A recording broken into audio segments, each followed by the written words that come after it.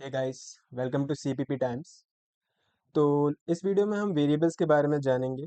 Variables क्या होते हैं, क्यों होते हैं, कैसे बनते हैं, कहाँ बनते हैं और कब तक बने रहते हैं। तो लेट्स स्टार्ट दिस।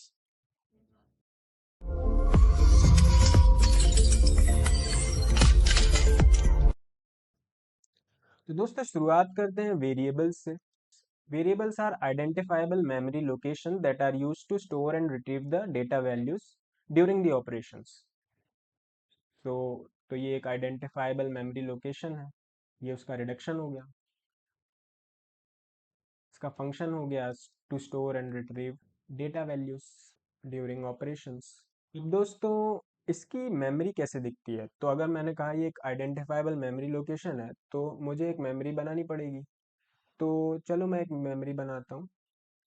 तो मैंने एक रेक्टेंगल लिया और उससे बनाया एक बॉक्स। इस बॉक्स को मैं बोलूँगा मेमोरी लोकेशन। ठीक है, ओके। तो इस बॉक्स को मैं कह रहा हूँ एक मेमोरी लोकेशन।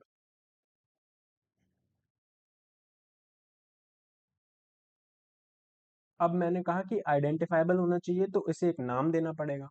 तो मैं उसे एक नाम दूंगा, लेट से ए नाम दे दिया मैंने उसे। तो ये हो गया उसका नाम। तो this is name of variable. फिर हमने बात की कि डेटा को स्टोर करेगा तो एक डेटा दे दिया जाएगा। लेट से 5 दे देता हूँ मैं। डेटा दे दिया है तो हम उसको बोलते हैं वैल्यू। वेरिएबल के लिए तो वैल्यू हो जाती है।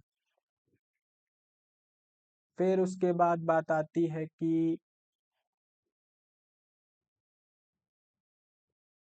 ओके, नेम दे दिया, मेमोरी लोकेशन हो गई, वैल्यू हो गया। अब एक मेमोरी लोकेशन है तो उसका एक मेमोरी एड्रेस भी होता है ताकि मशीन उसे लोकेट कर सके। नेम तो प्रोग्रामर के लिए है ताकि प्रोग्रामर उस वेरिएबल को लोकेट कर सके। पर मशीन उसे कैसे लोकेट करेगी, वो उसे मेमोरी एड्रेस के थ्रू लोकेट करेगी। तो मैं उसे बोलूँगा मेमोरी एड्रेस। हर वेरिएबल का एक मेमोरी एड्रेस होगा दोस्तों, या यूँ कहूँ हर मेमोरी लोकेशन का एक मेमोरी एड्रेस होगा। फिर बात आती है टाइप की। तो हर एक वेरिएबल का टाइप भी होता है दोस्तों। उसमें जो भी वैल्यू आप डाल रहे हो उसका एक टाइप होता है। तो अल्टीमेटली वो वेरिएबल का टाइप हो जाता है। तो वो वैल्यू आप क्या डाल रहे हो, 5 डाल रहे हो, जो कि एक इंटीजर होती है सी प्लस प्लस में, तो हम उसे टाइप इंट देते हैं। हो गया ये। So this is so this entire thing is called a variable. तो एक मेमोरी लोकेशन है यहाँ पे, और उस मेमोरी लोकेशन के बहुत सारे एट्रीब्यूट्स हैं। नेम है, मेमोरी एड्रेस है, वैल्यू है, उसका टाइप है। Okay, so this is a variable. अब इस वेरिएबल को हम कोड में कैसे लिखते हैं? कोड में हम इसे लिखते हैं int a equal to 5। Okay, तो सी प्लस प्लस के कोड में मैं जब ये लाइन लिखूंगा तो इसका मतलब होगा कि हमने वेरिएबल बनाया है जो कि मेमोरी में कुछ इस तरह से दिखने वाला है। ठीक है, तो अब मैंने बोला कि मैंने वेरिएबल बनाया। तो कोड में मैं जब इस तरह से लिखता हूँ तो अगर मैंने किसी वेरिएबल को उसके क्रिएशन के दौरान ही अगर कोई वैल्यू दे दी है तो हम इसे बोलते हैं इनिशियलाइजेशन। ठीक है, हमने वेरिएबल को उसके क्रिएशन के दौरान ही एक वैल्यू असाइन करी है जो कि है 5। ठीक है, तो सी प्लस प्लस में दोस्तों तीन तरीके से आप वैल्यू को इनिशियलाइज कर सकते हैं किसी वेरिएबल में। वो क्या तरीके हैं? तो पहला तरीका है, या तो आप ऐसे ही लिख दें जो मैंने ऑलरेडी लिखा है। इसे बोलते हैं दोस्तों कॉपी इनिशियलाइजेशन। इसमें कॉपी असाइनमेंट ऑपरेटर का यूज हो रहा है। कौन सा कॉपी असाइनमेंट ऑपरेटर? ये वाला। ठीक है, तो अगर आप इसके यूज से कर रहे हैं तो इसे कॉपी इनिशियलाइजेशन बोला जाएगा। एक दूसरा तरीका है पैरेंथेसिस यूज करके। तो पैरेंथेसिस में आप वैल्यू डाल दीजिए, तो इसे बोलते हैं direct initialisation. C plus plus इसका भी यूज करती है। तीसरा तरीका है दोस्तों मिडिल ब्रेसेस यूज करके। आप इस तरह से भी वैल्यू दे सकते हैं। ओके, तो इसे बोलते हैं डायरेक्ट लिस्ट इनिशियलाइजेशन।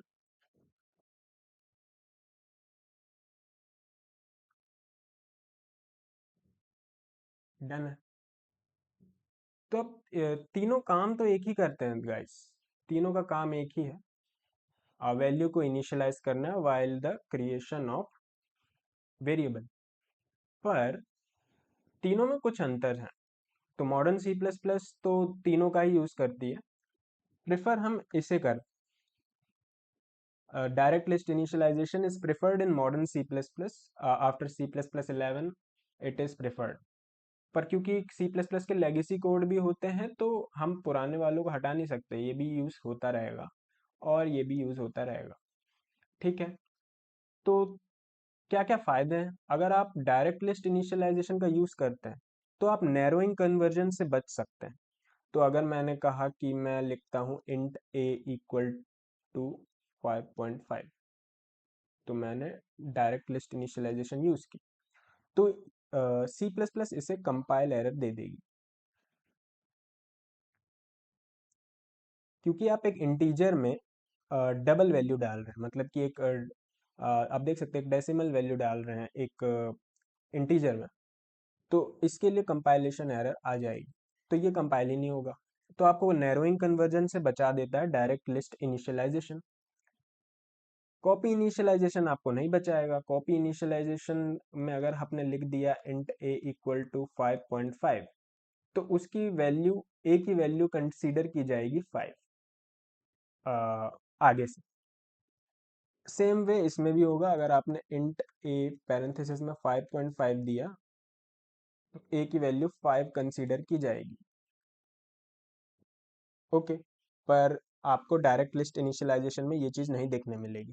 तो डायरेक्ट लिस्ट इनिशियलाइजेशन थोड़ा सेफ होता है इस मामले में। जो कॉपी इनिशियलाइजेशन है ना, इसका यूज ऑब्जेक्ट्स के दौरान, ऑब्जेक्ट्स क्रिएशंस के दौरान और नहीं होता, क्योंकि ये आपको करके नहीं देगा। It will not let you call the explicit constructors. अब कंस्ट्रक्टर्स क्या होते हैं दोस्तों, वो हम ऊप्स में जानेंगे जब हम ऑब्जेक्ट ओरिएंटेड प्रोग्रामिंग में पढ़ेंगे, तब मैं बताऊंगा इसके बारे में। अभी के लिए फिलहाल आप इतना समझ लीजिए कि ये एक्सप्लिसिट कंस्ट्रक्टर्स को कॉल नहीं कर सकता। कौन? कॉपी इनिशियलाइजेशन डायरेक्ट इनिशियलाइजेशन कर देगा और डायरेक्ट लिस्ट इनिशियलाइजेशन भी कर देगा एक्सप्लिसिट कंस्ट्रक्टर को कॉल। तो ये फायदे हो गए दोस्तों। तो अब से मैं, अगर आप मॉडर्न सी प्लस प्लस को प्रिफर कर रहे हैं, को यूज कर रहे हैं, तो I would say use this one, this is preferred compare to this two. Okay. अब हमने देख लिया कि वेरिएबल्स क्या होते हैं, वेरिएबल्स को इनिशियलाइज कैसे किया जाता है, हमने उसके तीन तरीके देख लिए। अब बात आती है दोस्तों, बारी आती है कि वेरिएबल्स होते कहाँ कहाँ पे हैं। तो मैं एक सिंपल प्रोग्राम बना के दिखाता हूँ कि आपको कि वेरिएबल्स कहाँ कहाँ पर हो सकते हैं किसी भी सी प्लस प्लस प्रोग्राम में। तो हम बनाएंगे एक मेन डॉट सीपीपी और इसमें कुछ प्रोग्राम लिखेंगे। इसमें मैं सबसे पहले बनाऊंगा एक ग्लोबल वेरिएबल। ग्लोबल वेरिएबल्स दोस्तों वो वेरिएबल्स हैं जो किसी फंक्शन के अंदर डिफाइन नहीं होते। तो पहले बनाया मैंने ए और मैं उसे इनिशियलाइज नहीं करूँगा। ठीक है। फिर मैं बनाऊंगा एक स्टैटिक वेरिएबल। स्टैटिक वेरिएबल्स दोस्तों अगर आपने किसी फंक्शन के अंदर नहीं बनाए हैं तो वो भी ग्लोबल ही होते हैं। स्टैटिक वेरिएबल में आपको पहले स्टैटिक लिखना होता है, फिर टाइप और फिर नाम उसका। इसे भी मैं इनिशियलाइज नहीं करूँगा। फिर मैं एक ग्लोबल वेरिएबल बनाऊंगा जिससे मैं इनिशियलाइज कर दूंगा। तो लेट से इंट सी इक्वल टू 1। फिर मैं बनाऊंगा दोस्तों एक स्टैटिक ग्लोबल वेरिएबल जो कि इनिशियलाइज बनाने वाला हूं मैं, उसको 2 दे दिया वैल्यू। फिर दोस्तों मैंने बनाया एक कांस्टेंट इंटीजर। तो ये एक वेरिएबल होने वाला है, ये भी ग्लोबल ही स्कोप में बना रहा हूँ मैं, और इसकी वैल्यू लेट से 3 दे देता हूँ। फिर मैं बनाऊंगा मेन फंक्शन। मेन फंक्शन के अंदर मैं एक लोकल वेरिएबल बनाऊंगा इंटीजर ए और उसे वैल्यू दे दूंगा 4। फिर मैं एक फिर मैं बनाऊंगा एक स्टैटिक अगेन स्टैटिक बनाऊंगा, लेकिन इस बार ये लोकल होने वाला है, ये मेन के अंदर है तो ये लोकल होने वाला है। तो ये हो जाएगा स्टैटिक इंट, लेट से इसको नाम दे देते हैं, बी दे देते हैं, नहीं नहीं, बी नहीं, हाँ बी दे देते हैं चलो। तो अगर मैं इसको वैल्यू दे देता हूँ बी, वैल्यू दे देता हूँ इसको 5। फिर बनाता हूँ मैं दोस्तों हीप में एक वेरिएबल बनाऊंगा। तो अगर मैंने एक पॉइंटर बनाया, पॉइंटर्स के बारे में हम आगे जानेंगे, अभी फिलहाल एक हीप में वेरिएबल बनाने के लिए मैं इसका यूज़ कर रहा हूँ।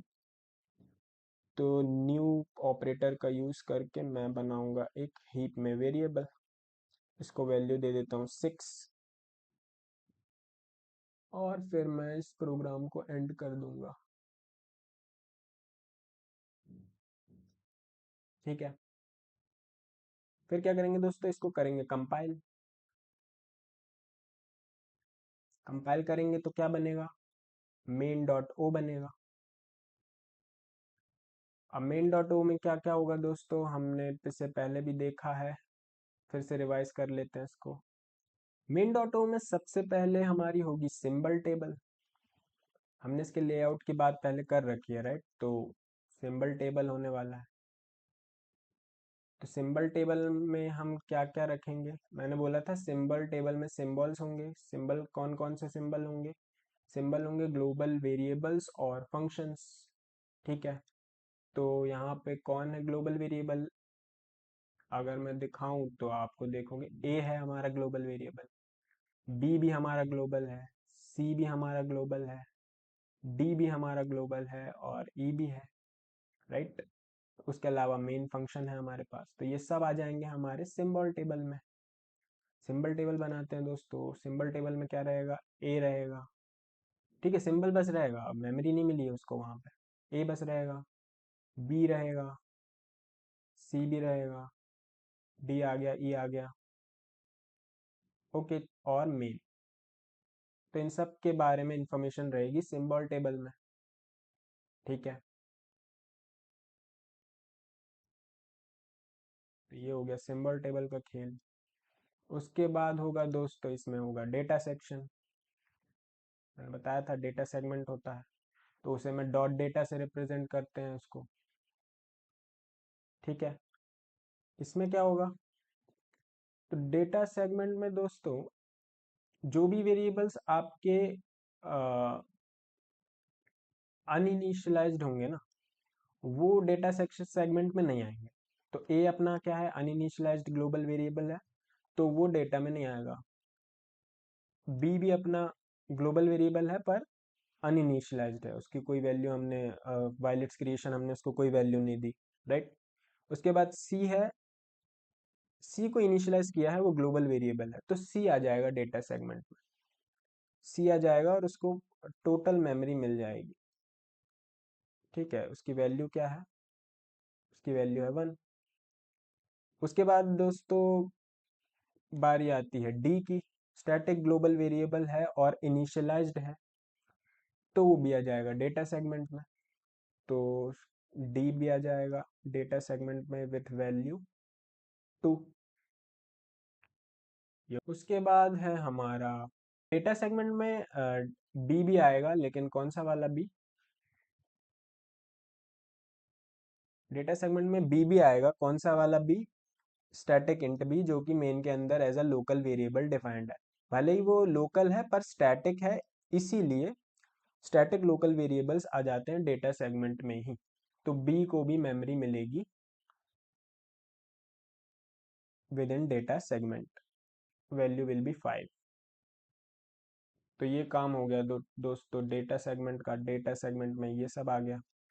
फिर बारी आती है डॉट बी एस एस की। इसमें दोस्तों इस सेक्शन में वो वेरिएबल्स आते हैं जो कि ग्लोबल होते हैं पर इनिशियलाइज्ड नहीं होते, तो उनको वहां पे जीरो इनिशियलाइज कर दिया जाता है। तो आप अगर देखोगे कौन कौन से ग्लोबल वेरिएबल्स अनइनिशियलाइज्ड है, ए है, बी है, ओके ए और बी है, तो ए और बी को मिल जाएगी memory dot B S S section में।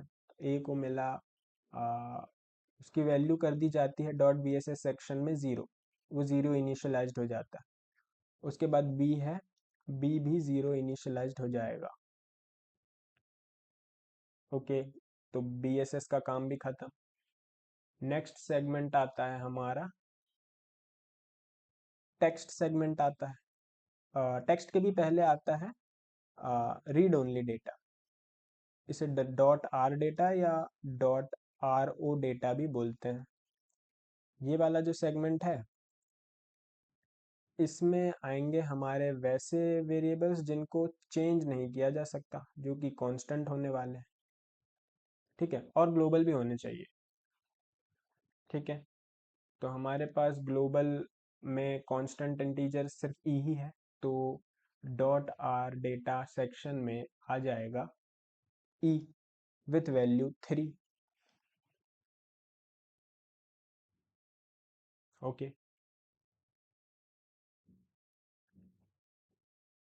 नेक्स्ट सेक्शन होने वाला है दोस्तों टेक्स्ट सेक्शन, जिसे हम कोड सेगमेंट बोलते आ रहे थे अब तक।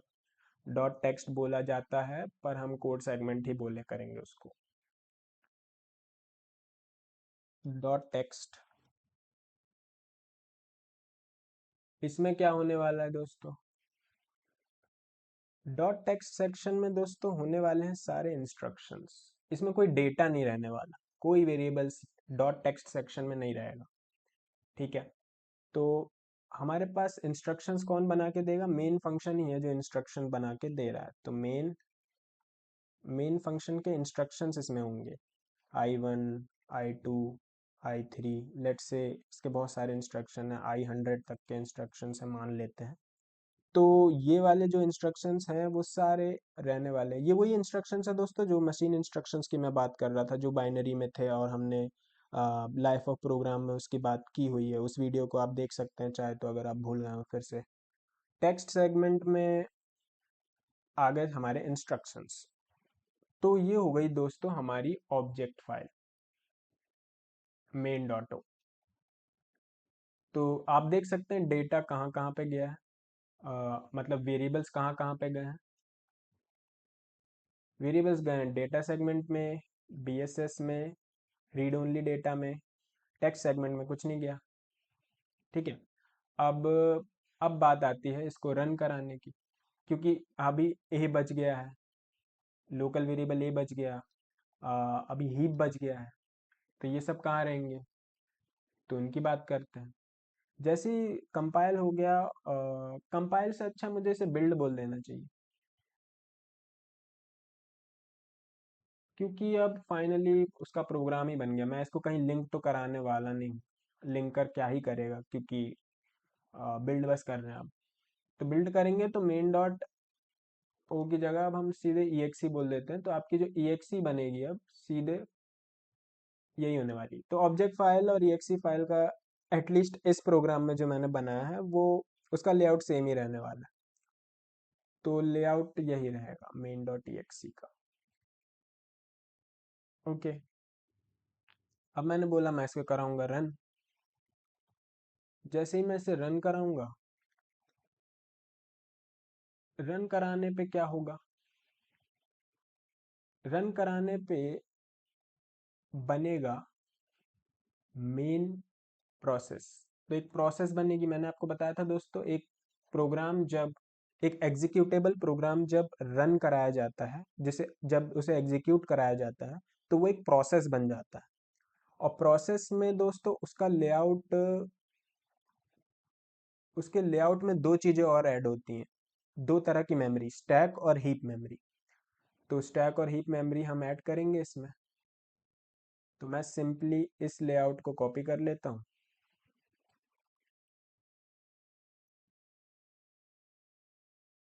अब मैंने बोला इसमें दो सेक्शन और जुड़ेंगे।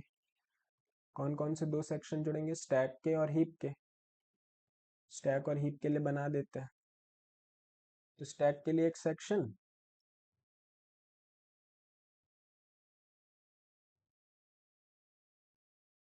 और हीप के लिए एक सेक्शन।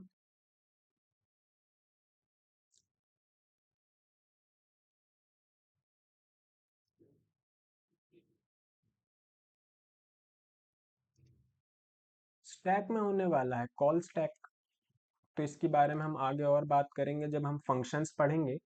पर फिलहाल आप इतना समझ लीजिए कि स्टैक एक डेटा स्ट्रक्चर है। अगर आप डीएसए कर रहे हैं तो आपको इसके बारे में मालूम ही होगा। तो स्टैक डेटा स्ट्रक्चर में दोस्तों फर्स्ट इन और फर्स्ट आउट का इंसर्शन कॉन्सेप्ट लगता है। यानी कि अगर आप कोई डेटा फर्स्ट में डाल रहे हैं तो वो लास्ट में आउट होगा। तो अगर मैंने बनाया स्टैक कॉल तो अब इसे बोलते हैं दोस्तों call stack. Stack stack memory में बनता है ये कॉल स्टैक। तो जब ये प्रोग्राम हमने कराया रन तो होगा ये, जब इस प्रोग्राम को हम रन कराएंगे तो हमें पता है कंपाइलेशन के बाद इन सबको मेमोरी तो मिल जाएगी। पर मेन फंक्शंस के साथ क्या हो, तो फंक्शंस के साथ क्या होता है, फंक्शंस के लिए दोस्तों बनता है एक स्टैक फ्रेम। और वो स्टैक फ्रेम जैसे ही फंक्शन कॉल होता है तो वो स्टैक फ्रेम इस कॉल स्टैक में आ जाता है। तो यहाँ पर मैं एक स्टैक फ्रेम बनाऊंगा।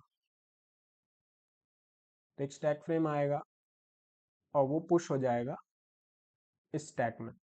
स्टैक फ्रेम रहेगा मेन का। और मेन फंक्शन एक स्टैक फ्रेम में क्या क्या होता है, एक स्टैक फ्रेम में जितने भी लोकल वेरिएबल्स होते हैं मेन फंक्शंस के वो आ जाते हैं। तो यहाँ पे लोकल वेरिएबल कौन कौन सा है, यहाँ पे लोकल वेरिएबल ए है। ठीक है, स्टैटिक लोकल वेरिएबल्स नहीं आएंगे। स्टैटिक लोकल वेरिएबल्स को ऑलरेडी मेमोरी मिल जाती है हमारे डेटा सेगमेंट में, राइट। वो हमने दिला दी है उसको वैल्यू ऑलरेडी। फिर बात आती है पॉइंटर की। एक पॉइंटर बनाया, पॉइंटर को भी यहाँ मेमोरी मिलेगी। तो अब इस मेन के स्टैक फ्रेम में आपको मिल जाएगा ए, जिसकी वैल्यू हो गई 4। फिर एक पॉइंटर ptr नाम है उसका। ये दोस्तों एड्रेस स्टोर करेगा हीप में। मैंने जो 6 बनाया है, ये हीप में, ये जो वेरिएबल मैंने बनाया है यहाँ पे इंटीजर 6, तो ये हीप में स्टोर होगा। तो हीप में स्टोर होगा, हीप में चलते हैं, हीप में बनाएंगे 6। इस 6 का कुछ मेमोरी एड्रेस होने वाला है, लेट से 100, 1000 ले लेते हैं।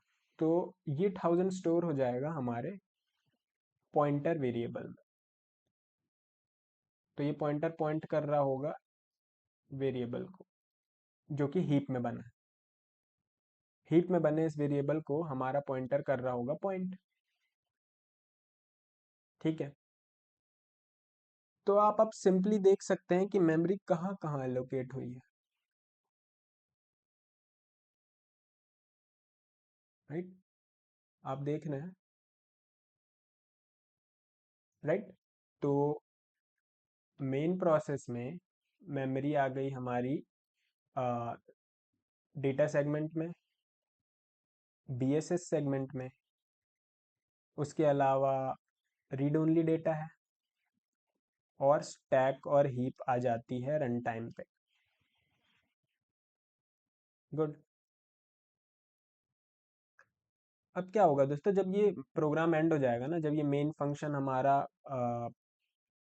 खत्म हो जाएगा, रिटर्न कर देगा, उस समय ये स्टैक फ्रेम जो है, ये जो स्टैक फ्रेम बना है हमारा कॉल स्टैक में, ये हमारा हो जाएगा पॉप आउट। तो स्टैक में पुश और पॉप ऑपरेशंस होते हैं, तो पॉप आउट हो जाएगा तो ये हो जाएगा गायब। और उसके साथ ये ले डूबेगा अपने सारे लोकल वेरिएबल्स और स्टैक हो जाएगा खाली।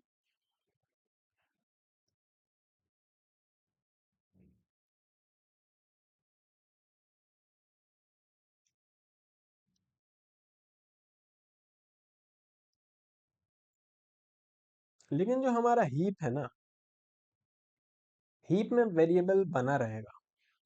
हीप को ऑटोमेटिकली कोई पुश इन या पॉप आउट नहीं करता। Heap is managed by C plus plus run time. और उसे मेमोरी प्रोग्रामर देता है और प्रोग्रामर ही उसे हटा सकता है। ठीक है, तो अब अगर आप देखो, अगर मैं अपनी सारी मेमोरी एलोकेटेड को अगर मैं डिवाइड करने जाऊं,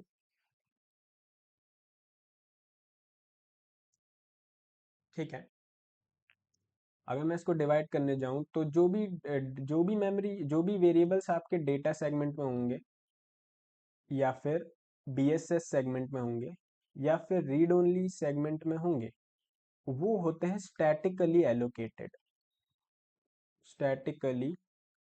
एलोकेटेड वेरिएबल्स। ऐसे वेरिएबल्स दोस्तों जो स्टैटिकली एलोकेटेड वेरिएबल्स होते हैं, ये पूरे प्रोग्राम, जब तक प्रोग्राम खत्म नहीं होता तब तक बने रहते हैं। ओके, तो इनकी life time is equal to the life time of the program.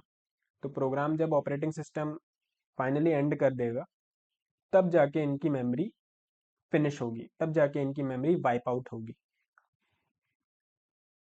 तो डेटा हो गया, बीएसएस सेगमेंट हो गया, और रीड ओनली डेटा हो गया। टेक्स्ट सेगमेंट में इंस्ट्रक्शंस हैं। तो इंस्ट्रक्शंस का तो ऐसा है कि ये कंपाइलेशन के दौरान बने थे, और प्रोग्राम जब खत्म होगा तभी एंड होंगे। और क्योंकि ये वेरिएबल्स नहीं है तो हम इनकी बात अभी नहीं करते। दूसरा हो गया दोस्तों स्टैक। अब स्टैक जो है ना, स्टैक में कोई भी वेरिएबल होगा तो हम उसे बोलेंगे ऑटोमेटिक एलोकेटेड वेरिएबल्स। ठीक है, इनकी लाइफ टाइम ऑटोमेटिक होती है, यानी कि जब फंक्शन कॉल होगा तब लोकल वेरिएबल्स आ जाएंगे, और जब फंक्शन जब एंड हो जाएगा तो कॉल स्टैक से उसका स्टैक फ्रेम भी चला जाएगा, और स्टैक फ्रेम चला गया तो उसके लोकल वेरिएबल्स भी वैनिश हो जाते हैं। तो लोकल वेरिएबल्स कब आए? जब फंक्शन कॉल हुआ। लोकल वेरिएबल्स चले गए जब फंक्शन एंड हो गया। तो सब कुछ ऑटोमेटिक है इसमें, ऑटोमेटिकली एलोकेट होते हैं लोकल वेरिएबल्स। फिर तीसरा अब बात आती है हमारे हीप की। हमारा जो हीप है दोस्तों, ये डायनामिकली एलोकेटेड वेरिएबल्स के लिए है।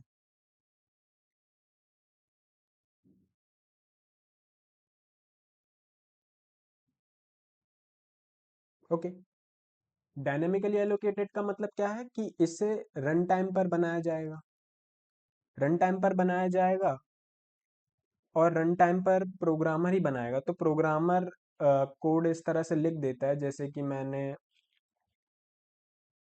यहाँ पर लिखा था, एक पॉइंटर में उसका एड्रेस दे दिया था। तो जो भी इंटीजर वेरिएबल मैंने बनाया था, 6 बनाया था, जो कि अब हीप में स्टोर हो गया था, ये जब बना तो इसकी मेमोरी को C plus plus run time ने बनाया, इसको कंपाइलर ने इसकी कोई इन्फॉर्मेशन नहीं दी,